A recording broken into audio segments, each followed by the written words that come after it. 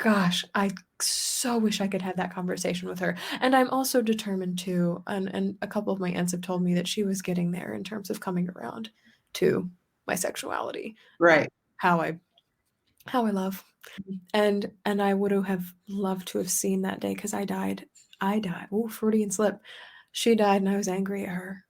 We were in the middle of a fight. We were not on good terms. And so to have her die in the middle of that conversation is still not a great regret because I don't think I need to justify my anger necessarily. I think it's very valid. But also, I wish there had been a little bit more fluffiness there or sentiment or nostalgia or care because I think I was too angry to really. I loved, but maybe not as hard as I could have. And that's hard to know and to have be true for the rest of my life.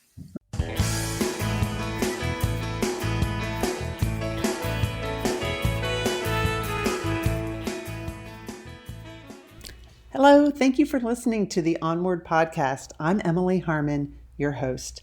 The Onward Podcast features authentic conversations on facing adversity, moving forward, and discovering ourselves along the way. This episode is sponsored by my coaching business, Emily Harmon Coaching and Consulting. Everything I coach on is from my real lived experience. One of the things I've started coaching people on is how to graduate. What I mean by that is, instead of calling your retirement a retirement, what if you called it a graduation? That's what I called my retirement. I felt like I was finally ready to graduate and create a life that I loved living, because I really hadn't been doing that. My dreams had become buried under a mound of responsibilities, and I had just been so busy achieving. I hadn't really taken time to think, what would I love? What would you love? You know, sometimes we can think about what we would love. We can say, I would love this in my life. But then it's followed by a but I can't have it because. Well, what if you could? It's all about our mindset, becoming aware of our limiting beliefs.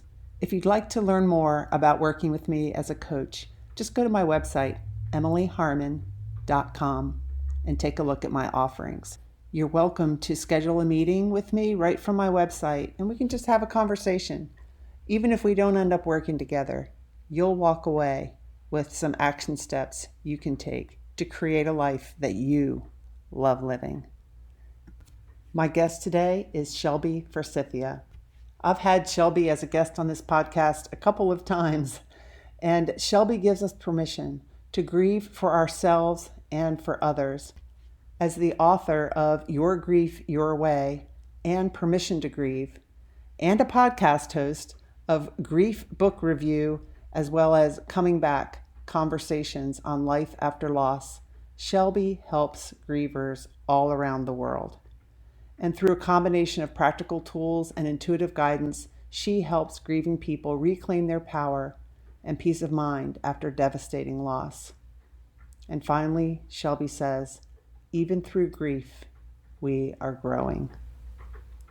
Shelby helped me and my family through grief when my children's father, my former husband, passed away right after I graduated from working from the Navy. I'm so thankful for Shelby, and I know that you're going to learn from this interview. Shelby, thank you for coming on again to the Onward Podcast. I really enjoy interviewing you. Thank you so much. I'm so glad to be here with you live and for the first time after a really scary event. I know we're friends on Facebook, but I just didn't see your post. So I messaged you, hey, Shelby, make sure you join me at StreamYard at this time. And you're like, well, I don't know if you saw my message, but I had a seizure. And I was like, no, I had not seen that, but I just caught it now. You were in the hospital and you don't remember anything from like a couple of days in March? Correct. Yes, so I was admitted last Monday after having complications due to the COVID vaccine, which I didn't even know of. I was not aware of this as it was happening, which is why I have no memory of it. And so I have no memory other than waking up on March 31st in the hospital, which was 3 days after I'd been there.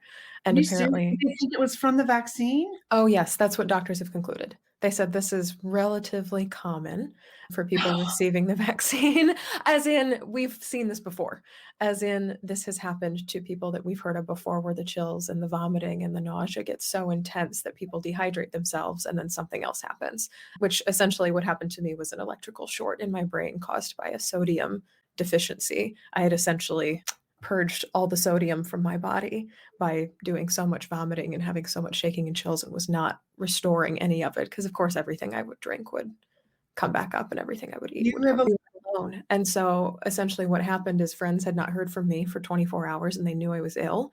And I have a very dear friend who's a nurse, and they said, this doesn't feel good, this doesn't feel right. And they called EMS and police after trying to do a wellness check on me and busted my door down. So I'm getting my front door replaced as we speak. It's an absolutely wild, like, I'm still kind of, and also disclaimer, words are still coming to me. My brain is still kind of putting itself back together. So there may be points in this conversation where I take a deep breath and try and remember a word, but there are parts of me that are still allowing this to be true, that are still allowing this to be a thing that actually happened, which I think can be the case with grief events sometimes, is that I am not ready to allow this to be true. And so we don't kind of keep it at an arm's length. That was a weird thing that happened. That's a story that I'm telling right now. But the fact that it is true for me, the fact that it's real for me, the fact that it actually happened, that's still landing. That's still, well, it's hard for it coming to be true out. too when you don't remember like 3 days of your life. No idea. Absolutely none. People have been telling me how I behaved, who I was, how I was interacting with doctors and medical professionals, how I was interacting with them, which was kind of funny at some points. I don't think I said anything I regret, but it was something funny that my friends told me happened pretty early on. I think the first day that I was admitted, the hospital staff said, "Oh, it's okay, her boyfriend's here." And very adamantly, one of my other friends was like, "Shelby doesn't have a boyfriend." And apparently some random man had come to sit with me very concerned about my well-being, but actually knew me not at all. And so I was like, oh my gosh, so they had to kick that guy out of the room so some of my other friends could come in and sit with me. And because of COVID, they have this rule of one guest for the entire duration that you're in the hospital. And so I could not have multiple people come see me. I could have one person come see me the whole time, the whole 5 days that I was there. And so she came and sat with me and worked on her computer. And I'm very grateful she can work from anywhere. And the day I woke up, March 31st, I said, is this a dream? Is this real? I can't believe this is real. And she would say, yes, this is real. Here's today's date. Here's what's happening. Here's where you are. Here's what happened to you. Here's how we found you. And so she would help me kind of put the pieces of the last 72 hours together, because I still have as hard as I try, as much as I reach, I cannot pull any memories forward. And they're honestly like, that may be for the best, that you never remember what happened to you, because it was pretty gnarly. It was pretty gnarly. Wow. I mean, so you must have just passed out at home and you could have hit your head. I mean, there's so many things that I'm thinking like, well, would anyone have noticed if I was missing 24 hours? I don't know. Right. My mom, And the only reason I think they did is that they had driven me to urgent care the day before. Like, they knew that I was in some kind of medical crisis and I had gotten medications for it. And then the next day they just radio silence, and they were like, this is bad. Something's happened. And they've told me, I said, what would have happened if you hadn't found me, honestly? Because my friend is a nurse. I'm like, you would know more than anybody else. And their mom is a nurse as well. And so they both came over, rushing over. And it was interesting to be taken care of by somebody's mother. That was an interesting experience, considering my grief experience too, having lost a mom. And so it's like, what do I do when my mom can't be the person who comes to the hospital? That's a whole other thing I'm processing too, because there's massive grief there, because she's the person I wanted to see walk through the door. But they said, you would have slipped from being unconscious into slipping into a coma. You would have died had we not found you. I have not had my COVID shot yet, but do you get a warning like you could pass out? Yeah, I specifically got warnings because I have about 6 or 7 food allergies. And so they asked me to sit there and wait for a half hour after I received the vaccine, just to make sure that nothing was going to happen to me, like anaphylactic in the moment. I didn't expect anything to, and nothing did. But they said, common COVID vaccine symptoms are fever or chills or vomiting or nausea. But usually not for everybody. My best friend who just flew here from Chicago a few days ago got the same vaccine that I got, and other than feeling fatigue for a few days, nothing really happened to her. So it seems to vary widely across the spectrum, and something in my body just said, no, this is not what we need or want, and full on tried to reject it to the And best of its ability. all medications that we take have all these risks. Sure. They list all these symptoms, but we tend to be like, that won't happen to me. I didn't think so either. I kind of walked in, I said, I'm doing a good thing for science. And then I almost died. So it has turned into something interesting in my brain now where I will be, I don't know that I'll be weighing heavily things like vaccines in the future. I've been told not to get the second dose, considering what happened with the first. They're like, you're 80% covered. You don't have to worry about, getting the second one, because we don't want to see you again at the hospital. We would rather not. We would rather you just, be alive. But yeah, I wonder now what will happen if forever, perhaps in the back of my mind, there will be some question of, should I actually be getting this? Should I be receiving this medication, considering what happened this one time? Or was this a freak occurrence? How has it impacted your outlook on life? I mean, just your outlook on life. You probably haven't had time to process it. It was just last week. I think you're the most correct with that, pinning that down. Yeah, doing the work that I do, doing grief work, I'm like, oh, okay, so apparently something that I needed to have or needed to experience was near death in order for something to happen. And that's still coming to me. I don't necessarily believe that everything happens for a reason, and also life's events hold the meaning that we give them. Well, it'll be a better. So this will hold a massive amount of meaning. And I asked people, when I posted publicly, I said, if you have experienced near death, please email me your stories. Let me know how this fits into your life, because I have a very dear friend and former partner who has autism, and she describes sorting things in her brain as keeping things in file folders and file cabinets. And when something bizarre happens that she's never seen before, she's like, I still haven't filed this yet. And I feel very similarly. I'm like, I have not figured out where, I know in the timeline of where my life it goes, but the context, it has not arrived yet. And I think it will slowly start to. This is kind of how other grief events in my life have slowly kind of formed themselves into some kind of meaning, or it's like a big conference or an arriving of multiple ideas and things that collaborate together to create, this is the meaning underneath all this, and this is what you should do with it. I do have some definite answers for the future of my life that I've come to that I'm not ready to share publicly, but also, it's like, where do you file a near-death experience at 28 when you do grief work, especially with that context? And so people, it's so funny, because I have clients who've already approached me saying, it's interesting, I can relate to you even more now. We have something else in common. I'm like, oh, I don't know if I want that. And also I think it will show up in better and different ways to serve people. Having been so close to something like that, because I have never been this close to death before. I've been in car accidents. I've been, in experiences that I didn't necessarily want to be in. They were uncomfortable, but they weren't life-threatening. And this was explicitly life-threatening. Yeah. Unexpectedly, I could have never predicted this for myself. And I think that might be the hardest part, is that there's really, other than knowing this was the byproduct of getting the COVID vaccine, there's not a lot of answers that I have in terms of why did my body react to this? Why on this day? Why was I not even cognizant enough to be able to text my friends and family and say, hey, I need help. Somebody come get me. Like, it was just absolute radio silence the next day. And I don't remember Monday at all. Were you getting so sick that you were starting to get concerned, like maybe you should call somebody? Oh, sure. And that's why I had gone to urgent care the previous day, because I had migraines and nausea so bad that I just could not keep anything down. And so I knew something was happening, and I knew I was getting dizzy. I knew that I would stand up on my own axis and I would tilt. And I was like, ooh, this is bad. This is not good. But I did not realize that it wasn't a migraine. It wasn't a headache. It was actual cognitive deficiency. Your brain is shutting down. Something is happening internally that you do not want to be happening, because for the previous 2 weeks, I had my first migraines in my life. And this was pre-COVID vaccine. I have never had migraines before, but I suffered with migraines for a full week while I was out visiting my sister in North Carolina. And I have never had migraines before. And it was a thing where light was affecting me, sound was affecting me, and I would need to go in a dark room with a washcloth over my face and like 10 ounces of Gatorade and just sit there until it would come and go. But I suspect that one was about a tornado, change in barometric pressure nearby, about 20 minutes away.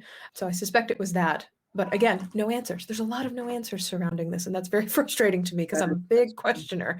I'm a big get to the bottom of this, solve the mystery, figure out who, what, when, where, why. Yeah. And it's not really coming, and it may never come. And so part of my work as a grieving person is going to be finding acceptance in that, or some kind of, not acceptance as in I'm happy about this, because I think that's what a lot of people misconstrue acceptance as, but acceptance as this is true. And that simply leave it at that. Is that this is true, this is real, there may be no more answers than this. And that may simply be your reality. Well, and you know, too, some of it takes time too. And there's a myth that time heals all wounds. I think this is going to have to be a lot of me doing heavy lifting. I have asked a very dear friend of mine to become a coach of mine, and I've been working with her as a client actually for a few years, and I'm delighted to be able to process with her because she seems to be a beautiful container holder for big and traumatic life experiences, which is not a gift that everybody has. No, and I'm glad you're not, you need to ask for help. Yeah. Oh, yeah. I am calling in the forces and the troops. And it's been beautifully lovely that I have been so intensely grateful for. One byproduct of this already is that I'm very grateful to be alive still. And there are so many things that are just filled with delight for me. So the fact that like Gigi's on my lap right now is like full of delight for me. The fact that my best friend flew out from Chicago is full of delight for me. People keep asking to send me mail. People keep asking to be able to support me in my work on Patreon. People are financially have made it so that I don't have hospital bills. Like the level of outpouring in this direction has been so strong. I wake up every morning continually stunned to be alive to receive it. And so that's something that's already happened. And I'm like, okay, what a wonder it is to be alive still, to be here and to allow that to be true. I'm okay letting that be true right now. That's fun to be true. That's fun to be true. And even the fact that I'm doing an interview with you today feels like some sense of normalcy is returning. It's like, oh, I get to speak again. Oh, I get to be in a grief space again. Because I haven't been able to take clients or things for about a week and a half. So it's been absolutely wild to try to return to the life that I was building myself before, and also know that it will be forever different, which is true in grief. Let's look at some of the comments. So I can't tell who posted it, but someone posted, about a session about the experimental substance for COVID-19. And, I know that so this is just a movie that somebody's recommending, or a video that we watch about the shot. I know a lot of people have different opinions on the shot, and then other medications are not experimental substances as COVID-19, experimental injection. No one takes responsibility that people willingly sign the papers. Yeah, there's going to be people that are nervous about getting the shot and people that get the shot. Let's see. Martin says, risk versus reward. People will do more to avoid grief than to receive pleasure. Every day we make decisions, and medications, etc., are risks that we make a decision if we feel that the alternative is worse. Yeah. Can I jump in on that one, actually? So I'm not a conspiracy theorist when it comes to COVID-19. I do believe the vaccines have been tested as much as they can be on adults. So please do not get your children vaccinated yet, according to the New York Times and other sources. But I still genuinely believe I did a good scientific thing. I do not regret getting the vaccine. I hate that happened to me. I hate that I almost died, but I do not regret getting the vaccine, and I will stand firmly in that. I continue to do so. I was actually a bit bummed out when they were like, don't go get the second one. I was like, because I'm such a completist, I'm like, I'd like to finish the thing, please. Yeah. But nope, can't go finish it. They said you're 80% covered, just let that be true and let other people get herd immunity. But I do believe in science in this country. And also I am extremely sad that the science has been our only choice, because we have not chosen to mask up. We have not chosen to protect ourselves. We've not chosen to socially distance in ways that other countries have. And that has been our downfall, our great downfall. We have had so many deaths in this country. And the reason I got this vaccine is because I'm a grief worker and I don't want other people to die. I have faced death myself, in the death of my mother, not from COVID-19, but from other causes. But I am also working with clients right now who have had people die because of COVID. And I said, this is so sad. we are literally killing ourselves. We are literally killing ourselves. And this is why we need to get vaccinated, to protect each other. This is not necessarily about herd immunity so much as it is about giving a crap. I'm not going to swear on your show, but giving a crap about the people that we're surrounded by and whether or not they live or die. That is basic humanity to me. So that's why I got the vaccine. And that's, talking about risk versus reward. The reward for me is that other people get to live and survive and have lives for as long as they are here on the planet. Every day we make decisions and medications, et cetera, are risks that we make a decision if we feel the alternative is worse. And to me, the alternative is worse. I am not ready to see more death. We have had so much already, to the point where the White House is now instating assistance for funerals because there are so many, financial support for funerals. So if that's something you're able to apply for, I encourage you to do so as well. Thank you for sharing. I'm very sorry what you went through because of COVID vaccination side effects. Yeah, and thank you. I am too. I'm sorry about it. I'm sorry about it, but I also don't regret it. And I think that's really important to remember. Oh, someone's asking here, which one did you get? I hate to ask, but which one would you get? I got the Moderna vaccine. And for what it's worth, once again, my very best friend got vaccinated, and other than fatigue, nothing happened to her. So it seems to vary widely by person. That's what I've been reinforced by in the hospital as well. They're like, it really depends. It's go see what happens. That's the experimental part of it, is there's 3 different ones to choose from as of right now. And it's hard to tell which one is best or better. And I got the first one that was made available to me because I am a person as of right now, or I used to be. I've been banned from driving for 3 months because of the seizure, for fear of another one happening again. I've been driving on the side for Instacart. So I've been grocery shopping on behalf of people who cannot leave their homes in order to make income. And so I am surrounded by people on a regular basis that I do not want to die. And so I was like, as soon as I could get this vaccine, I wanted to apply for it. And so I did, and I received it, and I got the first available, which is the best recommendation we can really give anybody. And I feel weird speaking on something so scientific. So maybe, I mean, if it resonates with you, take it. If it doesn't, don't take it. And I appreciate that as well. But for me, what Martin was talking about, risk versus reward, I will avoid grief, pain, continued death in this country before I will put other people at risk unknowingly.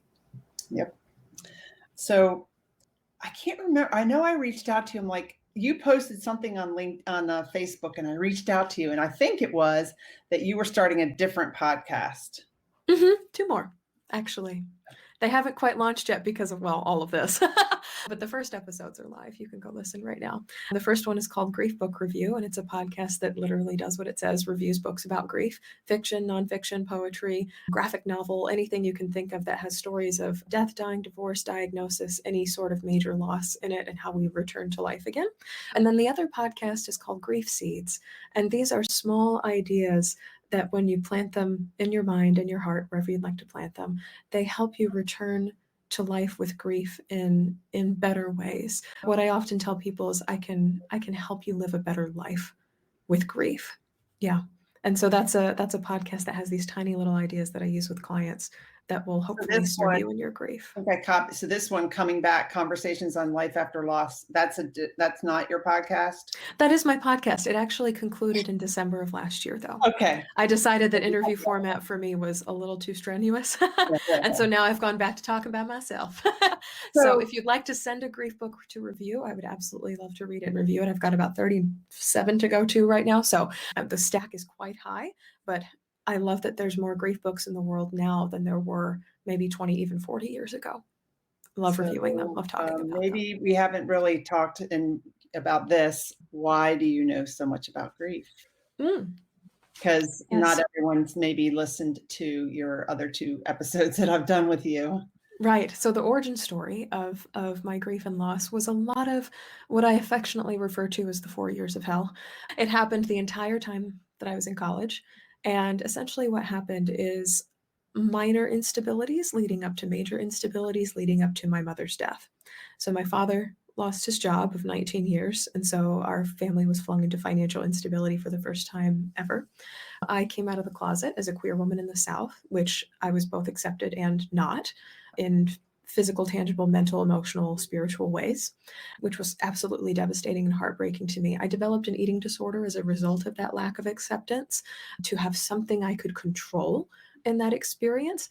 And then my father was diagnosed with 2 identical brain aneurysms, one on either side of his head. They were symmetrical, so we had to have 2 separate brain surgeries, one where they went in and operated on one side, let it heal, one where they went in and operated on the other side and let it heal. So there were moments where he forgot who he was. He wasn't allowed to drive. He lost a lot of the mental capacity that he had previously. And he was a structural engineer. And so he's like big math brain and he's just a very brainy type. And I can appreciate that about him. And there were moments of time where that was lost, seemingly permanently, and then it has slowly returned to him in certain ways. And then immediately after he was released from the hospital, we thought our family was in the clear. We were done receiving casseroles and doing carpool and all this other stuff, which was wonderful to receive. It was wonderful to grow up in a support network like that. And then my mom got diagnosed with breast cancer. And she fought breast cancer for about 9 months to a year or so, and we thought that was gone. We were celebrating, rejoicing. They had gone on their first big trip since my parents went on their first big trip since either one of them got sick. They had gone on this like beautiful anniversary trip through Little Pink Houses of Hope, which is a charity that supports breast cancer survivors and those who are terminally ill.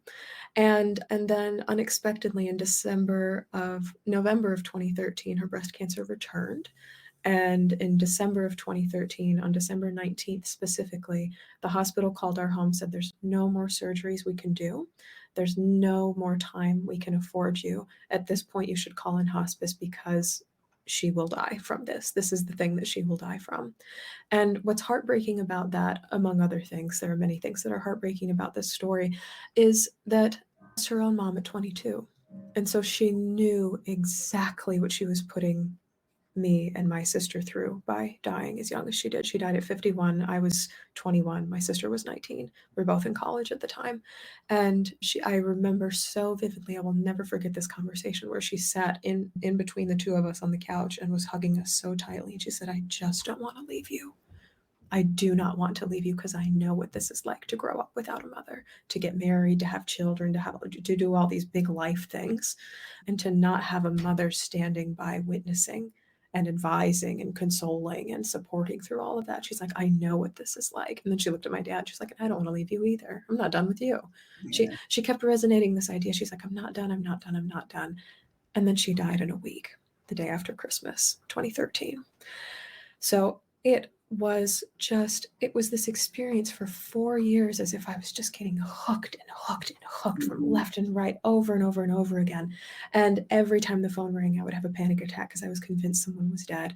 But because my parents' biggest wish was that I stay and finish college. So I was away from them the entire time these huge grief events were happening. They were receiving surgeries and they were being operated on, and they were going through chemo and losing their fingernails and losing their hair and all these other things. And I was so separated from that. And then my sister had gone to school closer to home, and so she was more of a witness to that. So she had a totally different grief experience than I did.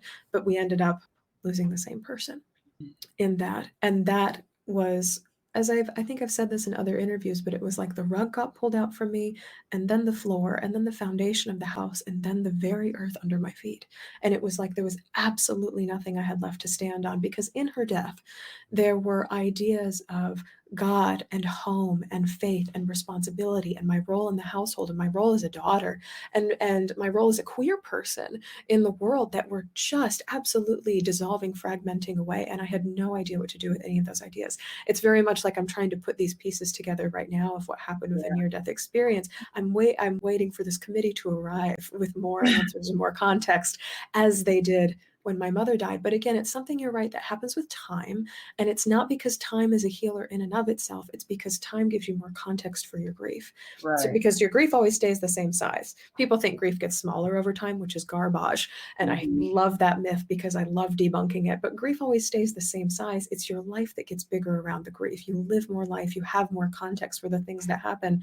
And so now when my friend's mom, who's a nurse, is one person who's helping bust down my door when I'm having a near-death experience, I was like, this is what I remember it being like to be caretaken for by a mother again. This is what it means to have somebody else's mom care about me. because my mom is not here to care about my own, and that lives within the context and the lens of my grief. And so this is like one way that is showing up. And then my mom's sisters, my aunts, are calling, and so to hear their voice, to hear their interpretations of the situation, to hear their tears, to hear their fear, I'm like, this is what it's like to be cared by a maternal figure, and even to be taken care of by my best friends, even to be taken care of by peers and people my age. I'm like, this is what it's like to be nurtured with love. And so it's, my mom cannot be here. And also, it's like these tiny little threads of who she was are coming and arriving through different people. And so I get to experience her energy, her spirit, her care in some way without her presence actually being here. And simultaneously, I'm still devastated that she's not alive. So it's grief is a very paradoxical thing, and I'm working with a new client right now whose father just died, and she's like, this thing is just full of paradoxes, isn't it? And I said, yeah, there will be multiple things that are true all at the same time, and they are just as equal, and they can be just as devastating to each other, and that's okay. Clarity doesn't necessarily mean I've arrived at one answer. That's true. Clarity often means I have a buffet of answers to choose from, and different things are true on different days. I remember you helping me so much when my kid's dad was dying. Yeah.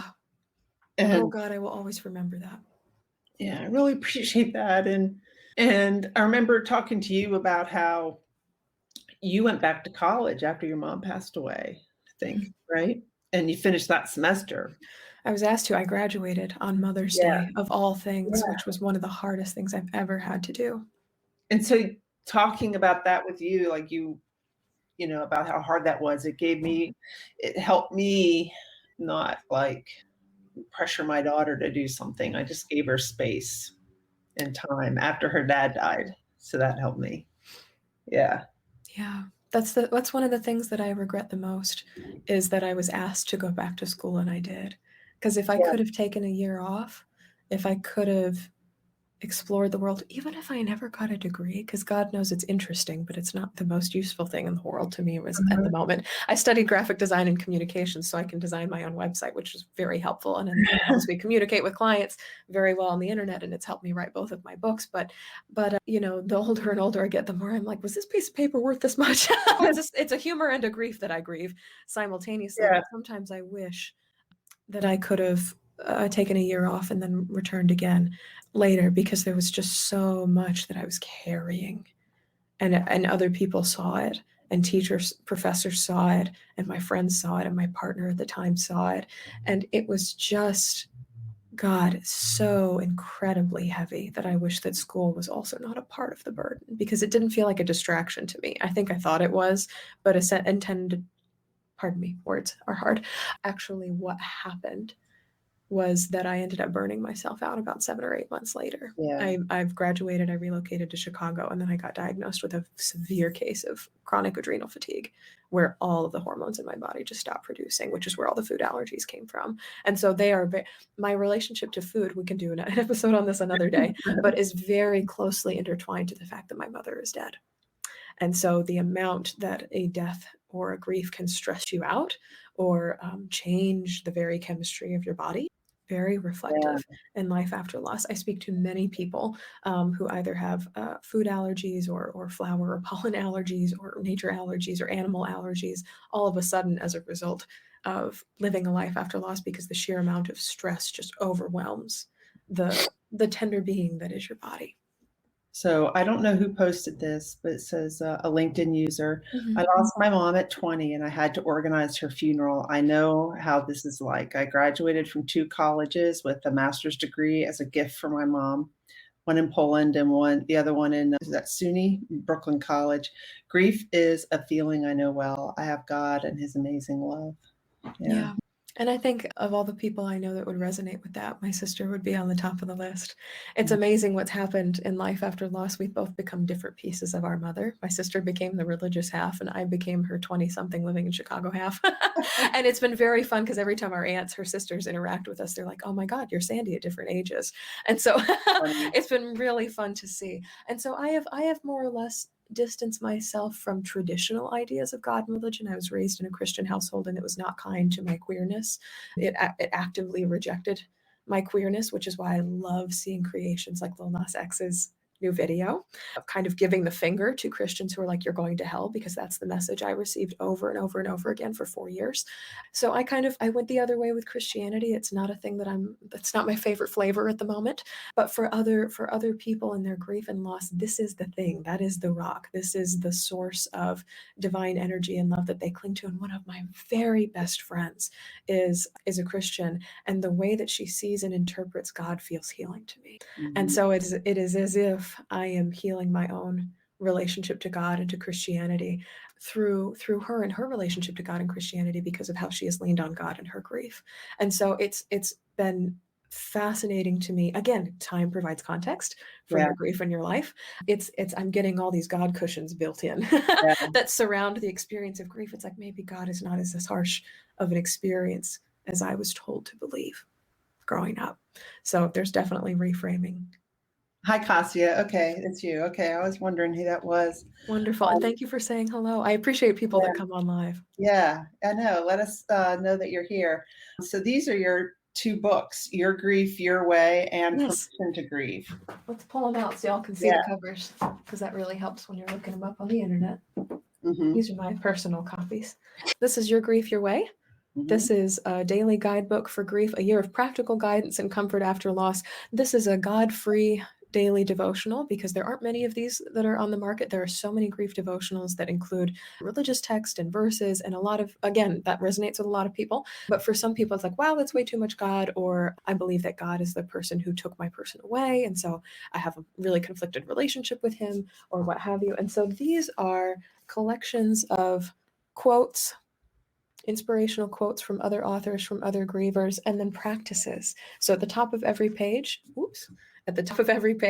you'll see a quote, and then just commentary, my interpretation of the quote, and here's what it means for you in your grief. And then below it, you'll find an exercise that corresponds to this. So it's like every 2 days, there are exercises that are married to these inspirational quotes, and it takes you through a whole year of grief. And you can play roulette with it. You don't have to read it all the way through. You can just flip open a page and say, this was what I feel like doing today.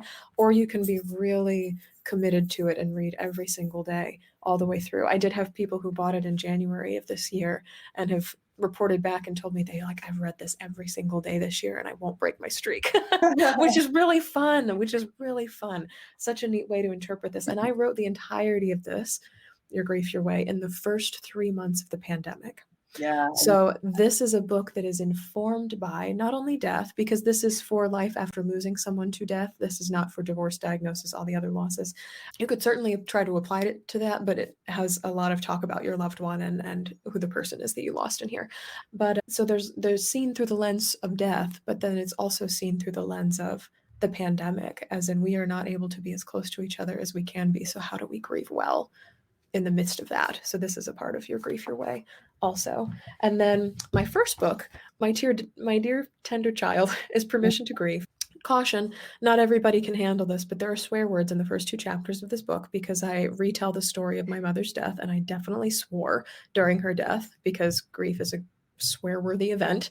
But for the rest of the book, this gives you permission to do 3 things in the aftermath of loss. Permission to feel, because we often don't give ourselves permission to feel the emotions that we're experiencing.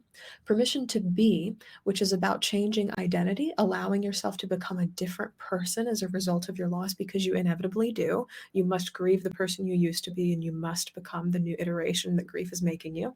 And then permission to do at the end of the book, which is about taking action out in the real world, whether I want to start a foundation, I want to memorialize them through a bench, I want to always wear a necklace or rings or something that expresses them out in the physical world, so I feel like they're still here. I want to hang pictures of them in my house.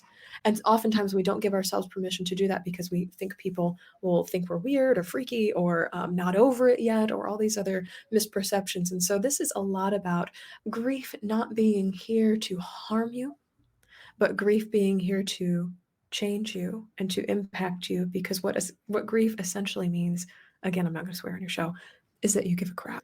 Grief shows up because you loved, you cared, you respected, you honored, you had wishes, you had hopes, you had dreams, you had all of these things that make you have these big emotions about losing someone, losing a dream. This is for death, divorce, diagnosis, losing dreams, major moves, geographical relocation. This is about all the types of grief that you can possibly have in your life.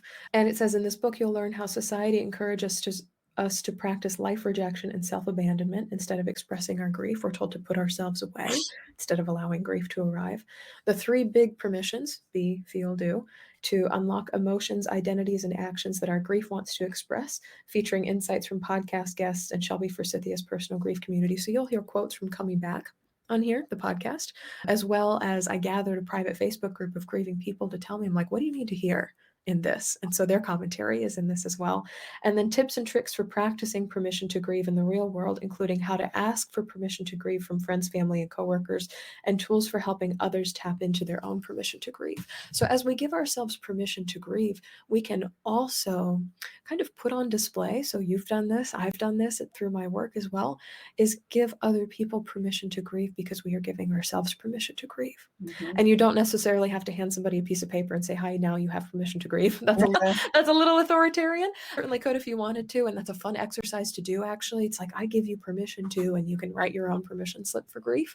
But there are also a lot of inadvertent ways to ask people, how would you feel the most permission to grieve in this moment? What is your heart need today? Or how are you doing in this moment? Or it makes so much sense that you feel that way right now, to validate people's emotional experiences as they're going through grief. So I love both of these books dearly for totally different reasons. Yeah. And you can find both on Amazon. You can also find them at your local bookstore. This one might take a little bit longer to order because this one was self-published and not traditionally published, but they are available all over the world. And if for some reason you can't find it where you are, please send me a message and I can get one out to you your way. So, and you used to, I'm saying used to, maybe you're going to start again, lead cruises. Oh, yes. This was a great time. I actually wrote about that in Permission to Grieve a little bit. But Linda Findley hosts an organization called the Grief Cruises, and I designed their website, so you can go over and check that out. They are hosting one, to the best of my knowledge, in December of this year. Okay. So this is when they believe that travel restrictions will be unlocked, especially for sailing. And what happens on a grief cruise, I presented on their 2019 cruise, is that you attend a cruise for anywhere from 3 days to 7 days. I believe this new one is 5 to 7 days. And you can do all the things on board. You can do all the things off board. You can do all the things as if you were on a traditional cruise. You can see the shows. You can go to the jazz performances. You can go to the restaurants. Everything is available to you. And then you can go to the offshore excursions. But then also during the day, from about 8 to 5 every single day, there are hours and hours of grief workshops. So you can attend grief workshops about God. You can attend grief workshops about grief in the body. You can attend workshops about yoga and Reiki and all these other things that can help with grief. You can do grief and mindfulness. And then there are breakout sessions at night where you gather into little circles based on who or what you lost. So loss of a child or loss of a spouse or divorce or things like that. And you can gather together and share stories specifically about that type of loss. And they form these circles for you. And then usually one night there will be something called what's called a night of remembrance, where there's a big ceremony for everyone who we've lost, including pets, on the deck of the ship. And because you can't hold real flame on a ship, A, it'll blow out, B, it's dangerous, harmful, not dangerous. Yeah. Mm-hmm. Words are still coming to the brain. We hold these little LED fake candles, but we go for a full circle walk around the top deck of the ship at night when the stars are out, and it's beautiful.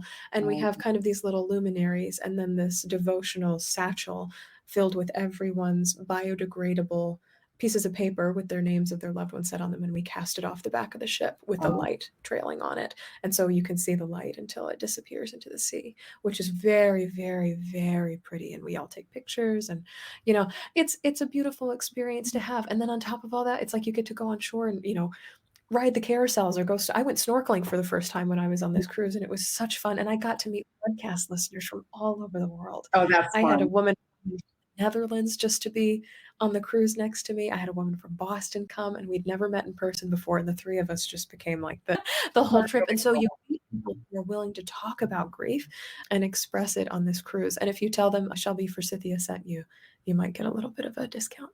So see what happens when you do. I believe it's December 2021 of this year, and Linda Findley, who runs it, is a travel planner and also a grieving mom who lost her daughter. And so it's like she's combined two of these professions together to create the grief cruises. And it's such a wonderful experience to go on. You meet a lot of cool people on that cruise. Yeah. Wow. I interviewed somebody. I haven't published her episode. It'll publish in the next week or two. But she was talking about how her husband had passed away and then what it was like when her son got married. And I hadn't really thought of that. Like my son is getting married in August. And, his dad died in December 2019. And I mean, I know his dad died, right? And I know his dad's not going to be there, but I'm glad that she mentioned that because I think I would have just gone into the wedding being kind of naive, 'cause Mhm. I just get kind of busy and don't think about it. Okay, here's the wedding. And then, so any advice? Sure, absolutely. That's actually a really phenomenal question because it's like, what the hell do you do at these big milestone events when this is never going to happen again, hopefully, Yeah. marriage, and you are actively grieving at the event. He should be here. They should be here. We should all be together taking the pictures and doing, the ceremonial thing, something borrowed, something blue. I'm not sure what traditions you're incorporating into the wedding, I don't, but yeah, but something that's a part of it. I will tell you that I've had several cousins get married in the last 5 to 6 years now, probably, if I had to guess. And at each of their ceremonies, which have been in vastly different locations at vastly different times of year, they have had something that's called the empty chair, and they yeah, put it in the front row. And they put framed photos of every single family member who can't attend the ceremony. And so when the people getting married are at the front, they can glance over and see all their humans there witnessing the ceremony from wherever, whatever I you choose to mentioned it believe. to my son. But He said, something that's incorporated to yeah, we honor the fact that they are missing, we grieve the fact that they're not here, and because of those two truths, we have specifically set aside space for them. yeah, Because one of the most loving things you can do for somebody that you have loved and lost is to make room for them in your life.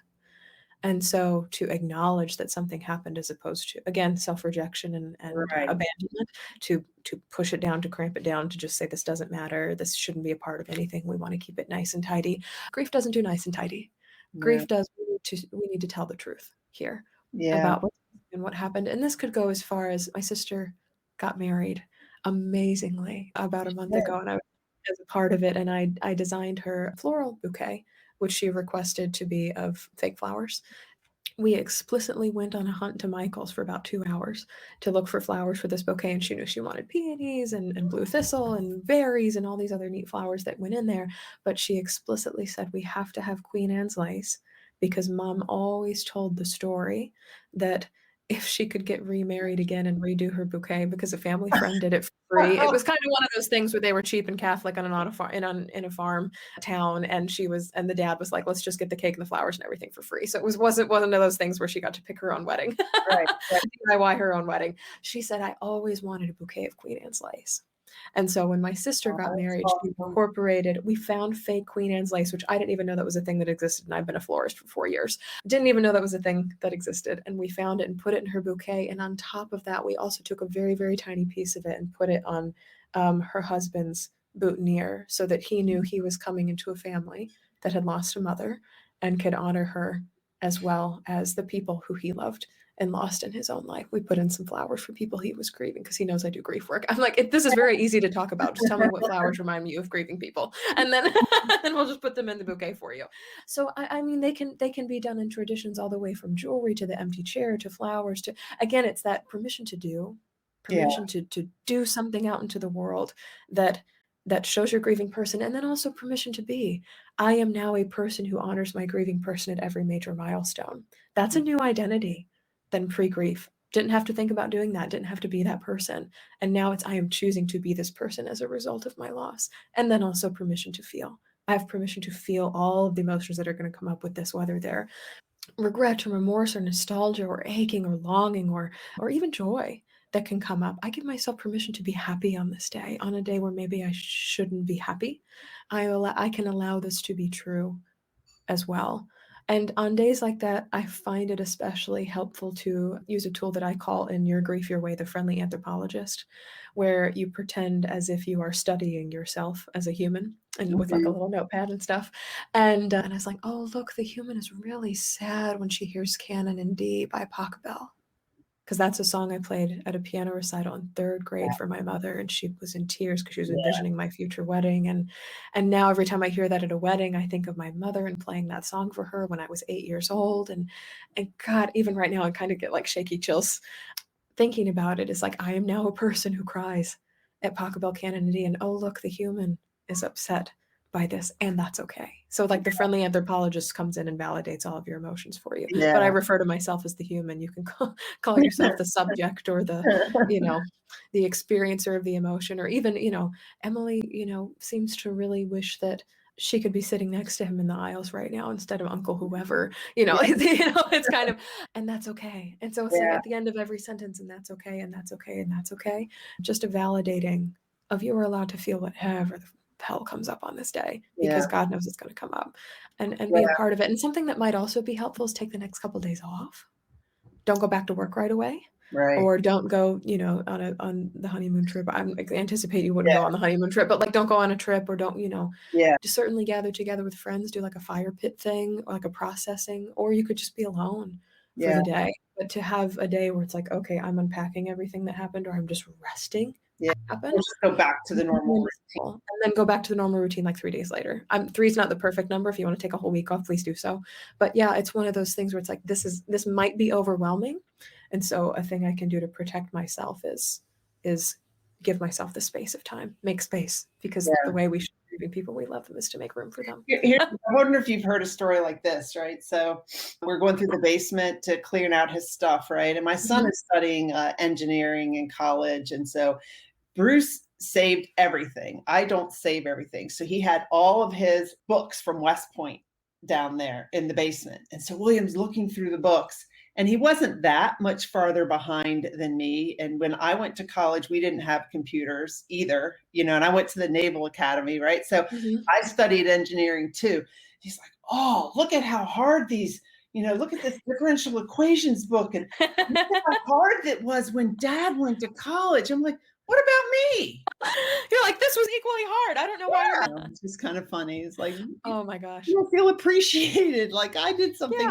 I was in the 6th class of women to graduate. Maybe I'll die and then you'll appreciate me. Because he saved his West Point books. Yeah. Oh my gosh. Well, my dad's a big saver too, so I'm not necessarily looking forward to going through the day when we have to go through all of his stuff. Because my mom had a lot of stuff. She was a scrapbooker, and so there's albums and albums and albums and boxes of photos that we still have yet to go through. And giving that permission to just take as long as it's going to take. Yeah. And also I know which of the 2 parents I'm dreading more to go through their stuff. I'm like, you save literally everything. And I am I don't know if you can tell this from the space that I'm in, but I'm such a minimalist that I'm not a very sentimental person, which is funny because I work in grief. So I'm heavily sentimental about very few things.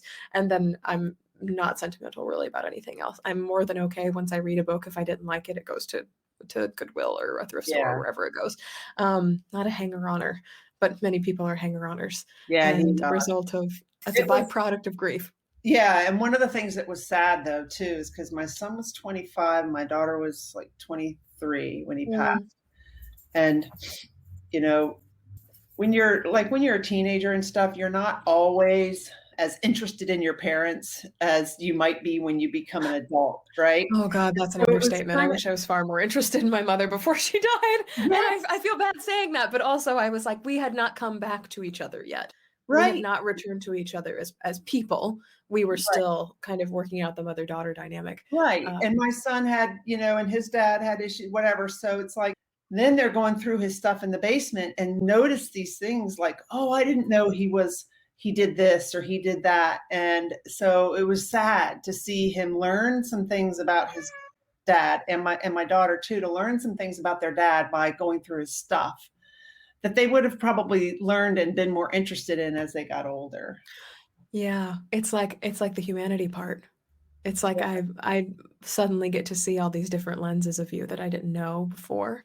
And now I regret not getting to know it in person while you're alive. Right. Yeah. And you can't feel guilty for that because just give yourself a break. I've had some very similar discoveries with my mother's work, which is fascinating to me because I had an eating disorder after I came out of the closet. And then I found one of my mother's journals, I don't know, from like 1994. So my sister and I were like freshly born, and she was wrestling through a religious lens her imagery of her own body as a woman in the world. And I was like, damn it, I wish I could have talked to you about Talk this. to her about it. Wow, what a conversation that would have been, to have freed us both from both of them. And that's not necessarily my job, but like Right. to have returned and said, this is true for me too. This was true for you. How long has this been true in our lineage? Because I have no idea.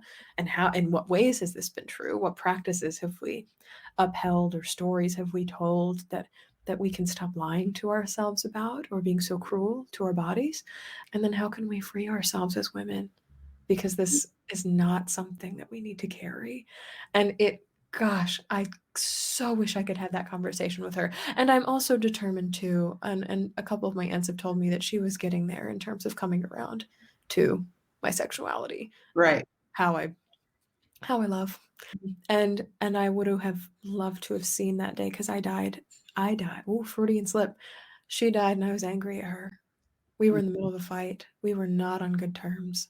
And so to have her die in the middle of that conversation is still not a great regret, because I don't think I need to justify my anger necessarily. I think it's very valid. But also I wish there had been a little bit more fluffiness there, or sentiment, or nostalgia, or care, because I think I was too angry to really. I loved, but maybe not as hard as I could have. And that's hard to know and to have be true for the rest of my life. Cassia, thanks for all your posts. I know you're posting a lot of things from the Bible, and you posted Psalm 34:18. So thank you for sharing.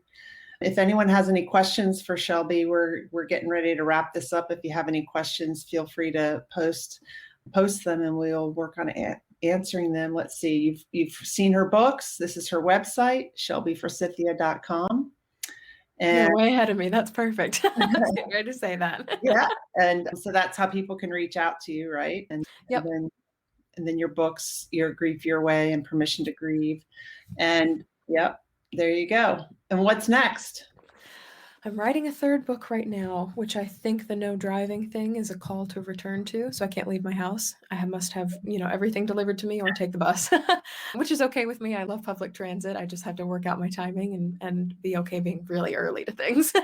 And there's really not many places to go right now with COVID. I'm not looking to explore many places, but I'm working on a third book right now, and I won't reveal the title, but it contains 3 teeny tiny phrases that I use with my clients that helps unlock experiences of grief in them. It's another way you give yourself permission to grieve, but through words and phrases. And so it's kind of a comforter's guide to assisting the grieving. It's not necessarily made for grievers, although you can use the 3 phrases on yourself if you'd like. You can self-comfort, but it's very much for nurses and pastors and funeral home directors and anybody who comes into intimate touch regularly with grieving people, and then also for everyday people, because you will eventually come into contact with somebody who's grieving. And people are always like, what do I say? What do I say to comfort the grieving? I'm like, here's what you say. And there's 3 different things for 3 different stories that grievers tell themselves in their heads. There's 3 different lies that we tell ourselves when we grieve. And these are things that inadvertently unlock the lies we tell ourselves in our head without saying the exact opposite. Because when you say the exact opposite, people are like, I just don't believe you. You're not on my side. Right. And so it's like a sneaky backdoor way of giving people permission to grieve. It's wonderful. So I'm really excited. I'm getting ready to submit the pitch, hopefully in the next 3 months when I can't drive. So I'm keeping my fingers crossed that my brain will fully return to me, that I can focus on reading and writing. Even right now, being on a screen does not feel exhausting, which is nice. That's a nice change from the last 4 days, because every time I look at a screen, I feel tired. So yeah, I'm coming back around to what I always love to do. And then there are probably about 8 more books in my head that I intend to write before I die. I have a lot of goals, and I need to make a will. This whole experience has made me realize I need to make a will. I need to tell people who my business goes to. I need to tell people what happens with the cat and the money and, everything else that exists, all these possessions. The minimal amount of possessions that I have. Yeah, but seriously, I just have my kids go through that too, because it's so important to have it, and you never know. Right? Well, and we were gracious enough to grow up in a family, my sister, me, and my dad, where we more or less accepted my mom's handwriting on a legal pad as her will. So it was not even anything that was notarized or remotely legal, but because we're all relatively kind to each other. We trusted it and went with it. And people got what she said they dictated they got. And we played the songs at her funeral that she said she wanted played at her funeral, but it was all written on a Lego pad. And I was like, I got to do something a little more polished than that. Because it doesn't always work out that way where people get along. We didn't have an we had an issue. I'm not going to go into it, but we had an issue, and it's very painful to have to deal with that. Yeah. So, well, I'm for one glad that you're still here. I'm thankful for you, and it's interesting. I mean, because we scheduled this a long time ago. A long time ago. And who knew it would be the first? Doing something different. And, you're in a different grief cycle on the day we did this interview. Brand new one. Yeah, to the point where I'm still having dreams about what happened. So I'll be glad when those ease up on me too. Take care of yourself. This whole experience in here is, where does this file go? Yeah. What's the context around this? What will surround this eventually? Because right now it's just this. When you're staring down the thing that is just grief, it's like, I don't know what to do with this yet. Right. I need more, context, and I think it'll come. I think it'll, because it's come before. Yeah, at least you've been through some, so you know a little bit about what to expect, I guess. But yeah, that's the faith. That's the reality. Well, I'm going to end the broadcast, but stay here and we'll just say goodbye when we're done. Beautiful. Thank you all so much who attended tonight, and I'll sign off with the line that I use at the end of all of my podcasts, which is, because even through grief, we are growing. Thank you, Shelby. Thank you. I followed up with Shelby to see how she's doing after that reaction to her COVID shot. And she says, "Thanks for checking in. Here's an update. I'm astounded at how my brain has recovered. I have a few slips of memory, but for the most part, my vocabulary and recall are super improved. My handwriting has also returned, which is one of my favorite things about myself." I love how Shelby points out a favorite thing about herself. Shelby says that she continues to support vaccination and encourages those who can to get vaccinated. Adverse effects like Shelby's are rare in comparison to COVID cases, and she's continuing to consult medical professionals as to how else she can protect herself from COVID, including the new Delta variant. Shelby's third book, featuring 3 small phrases to comfort grieving people, is still in the works, and she's hoping to have more news on it by early 2022. In the meantime, the best way people can get grief support from Shelby is to listen to her podcasts and check out her books, especially her latest, Your Grief, Your Way, for the loss of a loved one. And I would also add, and check out Shelby's coaching programs, because in addition to her books and podcasts, she helps people through coaching. Thank you for listening today. Please share this episode with somebody that you know who needs to hear it. We've all been grieving in different ways through the past year and a half through this pandemic. And let's help each other move onward together.